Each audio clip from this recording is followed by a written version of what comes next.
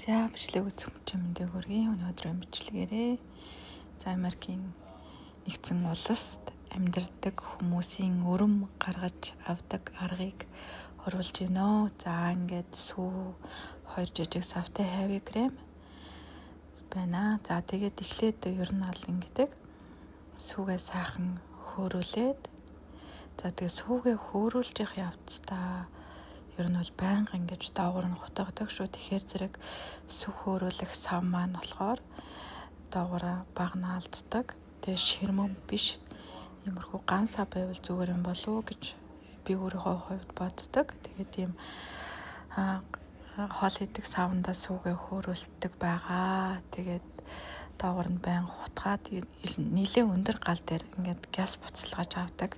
Тэгэхээр баг нөгөө нэг түлэгдэх нөгөө хусам гарах тийм процесс явагддаг болохоор зэрэг газ ингээд хутгаад тэгээд ойрхон ингээд хутгаад байдаг.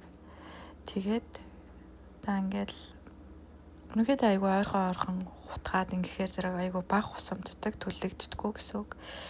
Тэгээд яг сайхан буцлаад ирэнгүүт нь heavy кремээ холиод дээрэс нь хийчдэг гэсэн үг. Тэгээд бас хутгаж ягаад ахаад нэг буцалгачих нь хөрүүлнэ гэж ярьдаг штэ. За энэ ингээд жоохон хусамдах гээд байгаа байхгүй. Тэгэхээр ингээд хусаад байгаа юм. За ер нь бол одоо ингээд буцаалчих чинь.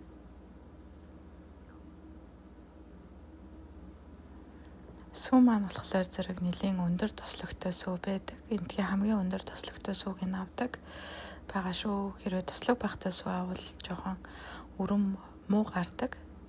Гिचний heavy крем хийсэн ч гэсэн ингээд сүү хөөрчихсөн.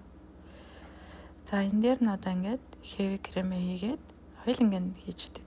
Хэрвээ том савтай heavy крем авсан бол хоёрыг биш нэгийг хийхэд хангалттай байдаг шүү. За миний хувьд дахиухан зузаан өрөм авъя гэж байгаа учраас яг хоёрыг хийгээд тэгээд сүүгээ хөөрүүлээд нэлээд самардаг. Ахиж буцалгаад гэсэн үг чинь heavy крем хийснийхаа дараа тэгээд нэлээд самраад нэлээд сайн хөөсрүүлээд өргөчдөг. Тэгээд энэ удаагийн өрмийг би мөн орой гаргасан байгаа 8-9 үед хөөрүүлээд сайхан самарч тавьчаад тэгээд яасан маргааш нь өглөө сүүгээ ингээ өрөмнийхээ хажуугаар жоохон хүрээлж авчаал тэгээд л юу хатсан шүү дээ. Хөрөгчөнд хийгээ ахаад 48 цаг орчим болгосон. Тэгээд өрмөө авахаар айгүй гоё зузаан өрөм гардаг шүү. Тэг ер нь бол яг ингэж өрөм гаргахаар нэлээд тослогтой, холестерол нэлээд ихсдэг.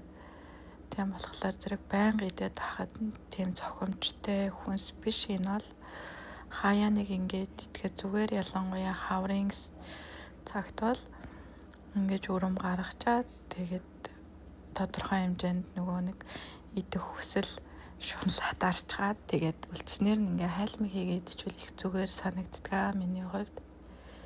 За ингээ айгуу гоё хөөсөрчлөө.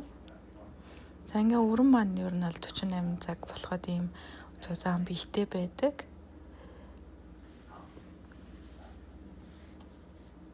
За одоо өрмөө авахд бэлэн болчихжээ.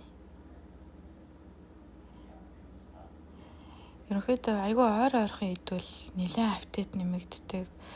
Холестерол ихсдэг учраас жоохон болгоомжтой хандах хэрэгтэй юм шиг санагцсан. Миний хувьд бол би яг энэ дэрснийхаа дараах нь 5-6 жилийн өмнө штэ айгүй ойрхон ингэж гаргаж идээд тэгээд маш их хавтад нэмэгдээд айгүй хурдан жин нэмжсэн. Тэгээд тэрнээс хойш хаал нэг жилд нэг юм уу эсвэл 2 жилд нэг 2 гэл тэгчл иддэг болсон.